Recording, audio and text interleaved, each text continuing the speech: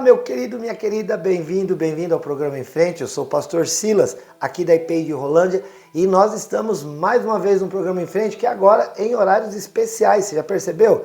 Estamos na TV Cultura de segunda a sexta-feira, às 1h30 da tarde, não é às 8 da manhã, e depois às 8 da noite. Não perca a programação, tá bom? E também vai lá nas redes sociais, no Em Frente Responde, vai no Facebook, curte, vai lá no Instagram e segue, e não deixa de se inscrever no canal do YouTube, para a gente se ver muitas vezes através dessa programação, tá bom? No Em Frente Responde.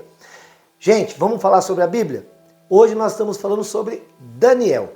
Daniel, que é um daqueles chamados de profetas maiores. Lembrando que profeta maior não tem a ver com qualidade, e sim com quantidade. Os profetas escreveram e depois, para dizer se eram na classificação de profetas maiores e menores, contou-se a quantidade do seu escrito. Daniel foi um dos que mais escreveu, junto com Isaías, com Jeremias, com Ezequiel, e por isso ficou conhecido como um dos profetas maiores. A história de Daniel é uma das mais fascinantes da Bíblia. Olha, eu vou te dizer que se você não conhece, você precisa conhecer o livro de Daniel. Daniel é um cara surpreendente porque ele profetizou fora da sua terra para um povo que não era o seu povo, e Deus o abençoou e o honrou de maneira poderosa. Isso mostra o quanto Deus é conosco, não importa onde estejamos. Se Deus nos chamar para fazer algo e nos posicionar em determinado lugar, pode ter certeza que aquele lugar vai ser abençoado. Pode ser na tua casa, na tua família, no teu trabalho, aonde quer que seja. Da mesma maneira que Daniel. Você pode sofrer perseguição, luta, revés, não tem problema. Se Deus te colocar, você vai ser vencedor em nome de Jesus. Bom, Daniel estava ali na sua terra, Judá. E ele, juntamente com outros 3 amigos, o Ananias, Misael e Azarias, foram levados cativos para a Babilônia. Por quê? Qual era a condição para ser levado naquele momento cativo? Ser da linhagem real ou da nobreza. Isso quer dizer que esses 4 homens, Daniel, Ananias, Misael e Azarias, eram da linhagem real e da nobreza de Judá. E lá, jovens ainda, provavelmente menores de idade inclusive, foram colocados no palácio real. Eles tinham boa aparência, eram meninos inteligentes, e o rei então falou: esses aí vão trabalhar para mim no palácio. Era uma coisa interessante, eles estariam diretamente ligados ao governo da Babilônia. Mas o rei disse: para isso eles têm que ser preparados. A história é basicamente essa. Essa história foi escrita entre os anos 537 e 530 a.C. e narra justamente período referente a esse século VI a.C. O livro de Daniel, que foi escrito por Daniel, ele é o 27º livro da Bíblia, é o número 27. E então basicamente é isso, um grupo levado como escravo, como exilado. Eles foram vítimas disso por conta do pecado do povo. Daniel e seus amigos eram homens crentes, fiéis a Deus, porém, por conta do pecado da sua terra, todos foram vitimizados. Isso é terrível. A gente vê numa terra onde as pessoas não ouvem a palavra de Deus, causa transtornos e dores de cabeça até para quem está vivendo uma vida legal. Mas vamos ver o que acontece, queridos. Nós vamos dividir os 12 capítulos de Daniel em 3 fases. E você vai ver quão fascinante é esse livro. A primeira fase são as histórias de fé que a gente lê no livro de Daniel. Queridos, é algo surpreendente. Eles foram levados para lá e, por conta dos deuses da Babilônia, eles receberam outros nomes. Daniel ficou chamado de Beltesazar. E depois os amigos de Sadraque, Mesaque e Abidnego. Tudo isso em homenagem aos deuses daquela nação. Era assim que eles faziam naquela época. O próprio povo de Israel, o próprio Daniel, o seu nome era ligado ao seu povo e ao seu Deus. Daniel significa Deus é o meu juiz. Daniel. Aliás, na Bíblia, nomes que terminem com El, já desconfie. Tem Deus no meio aí. Porque a palavra El é Deus em hebraico. E aí, então, na primeira fase, do capítulo 1 ao 6, nós vamos ver milagres, mas pensa em milagres surpreendentes. Você vai ficar fascinado com o que eu vou te contar. No primeiro capítulo, já para começar, o Daniel e seus 3 amigos, eles se recusam a comer o que estava na mesa do rei. Por causa disso, o rei, claro que não fica feliz, mas ele pede para o chefe da cozinha, né, o chefe dos eunucos ali, diz para eles, olha, eu sei que você corre risco de pedir que nós comamos a comida do rei e nós nos negarmos. Você corre risco de vida, mas faz um favor, nos teste por 10 dias, faça uma prova. Por 10 dias nos dê a comer apenas legumes e água para beber. E depois você nos compara e vê o que aconteceu. Se nós estivermos num estado pior, imediatamente nós comeremos a comida do rei. E o Aspenaz, que era o chefe dos eunucos, concordou e realmente passou para eles apenas legumes e água. Querido, passar 10 dias, quando foi se comparar os rapazes, aqueles que estavam comendo uma comida inferior, né, o Daniel e seus amigos, porque a comida do rei era boa, eles estavam 10 vezes melhores do que aqueles que estavam comendo das vitaminas e das comidas que o rei preparava para que eles ficassem mais fortalecidos. Isso já começou um milagre.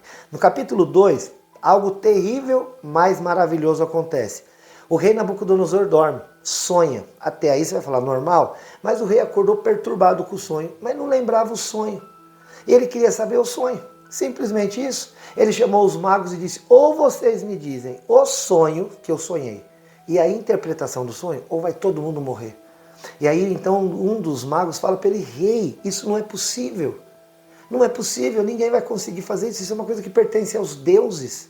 O rei falou, não quero saber, ou vocês me... e deu um prazo, ou vocês me digam o sonho e a interpretação, ou todos vocês, magos e encantadores do reino, morrerão.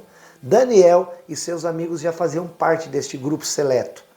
E eles então foram à casa de um deles e oraram, jejuaram, clamaram, falaram, Deus, tem compaixão de nós.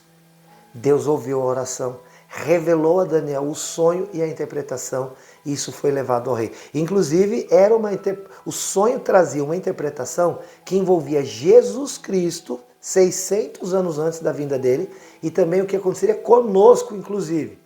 Capítulo 3, o rei levanta uma grande estátua e fala, todos ao som de músicas que serão tocadas aqui, deverão se prostrar diante dessa estátua que eu levantei. Os três, Sadraque, Mesaque e Abednego, Ananias, Misael e Azarias, adoradores de Deus, disseram, não adoraremos outro que não for o Senhor nosso Deus. O rei falou, se vocês não fizerem isso, vocês serão lançados numa fornalha de fogo ardente.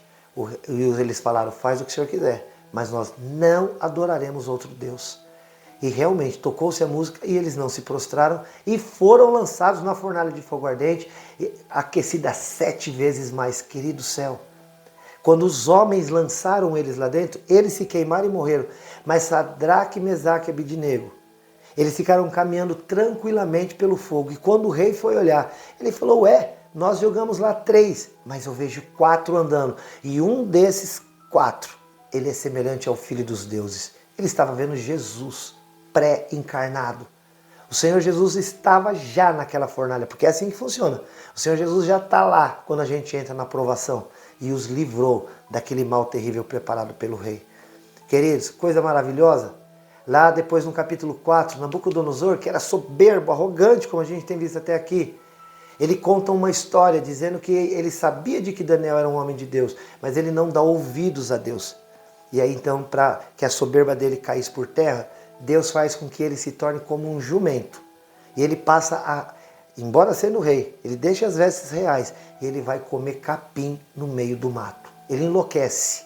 Só que também depois que ele volta dessa loucura, ele reconhece que o Senhor é Deus e ele é salvo. No capítulo 5, queridos, há uma grande festa. Belsazar, o rei novo, ele dá uma festa. Daniel está lá na cidade. E aí, no meio da festa, que era uma orgia, acontece que entra uma mão, só a mão, sem corpo nem nada, e começa a escrever na parte branca da parede do Palácio Real. O rei se perturba com todo mundo ali. E agora, meu Deus, o que fazemos? Chama-se Daniel, e Daniel lê o que está escrito por aquela mão. E aí o rei fica sabendo que ele, por conta do seu pecado, morreria. Querido, e realmente, se você vai lá no fim do capítulo, o rei morre. No capítulo 6, os homens estão invejando demais Daniel. Os prefeitos, os governantes locais ficam irritados de ver quanto Daniel prospera. É assim mesmo, né? Somos alvo de inveja quando a gente é abençoado. Queridos, e aí eles propõem para o rei, por que você não lança um decreto que ninguém pode orar para outro que não for para o Senhor? O rei acha interessante e faz isso. Mas Daniel orava 3 vezes por dia. Não tinha nenhum vício, nenhum mal. Ninguém encontrava nele alguma coisa que pudesse dizer, esse Daniel é um pecador, salafrário. Nada.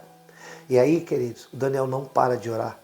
E o decreto do rei dizia que quem não fizesse aquilo que estava determinado, sabe o que ia acontecer? Seria lançado na cova dos leões.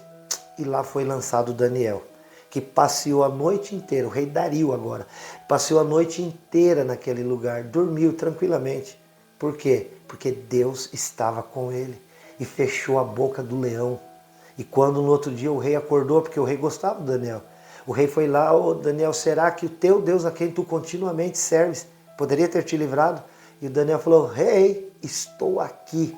E Daniel então é livre daquele mal. Olha que coisa, esses 6 primeiros capítulos são fascinantes de ver, que aquele que crê, confia em Deus, descansa nele, querido, vai viver coisas tremendas. A segunda fase de Daniel, capítulo 7 a 11, há várias profecias que relatam desde o momento que ele está vivendo até o momento final, quando Jesus Cristo voltar. Ele passa, por exemplo, por questões como o anticristo e o seu governo aqui na terra, querido, que está para acontecer por esses dias. Não era uma coisa de 600 anos antes de Cristo para trás, não, é uma coisa de agora. Muito interessante. E no capítulo 12, que é o final, dentro da profecia final de Daniel, o Senhor Deus fala para ele, você sela esse livro. O Daniel não estava autorizado a falar detalhes. Ele sofre muito, inclusive, por causa disso.